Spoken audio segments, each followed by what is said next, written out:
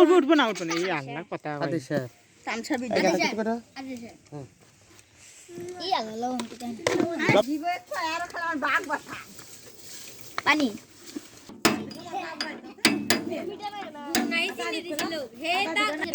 TikTok এ মিরাজ আমরা ধরি না না মুখ না আমরা তাগলি বানা করছিলাম মিঠাই ভালো রে দাদা কোন দাদা দেখতে টিয়ান বানাই রস পরে দেরি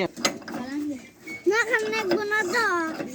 মেশি খাম না খামনে গুণ তো এ বি বেঙ্গে দিব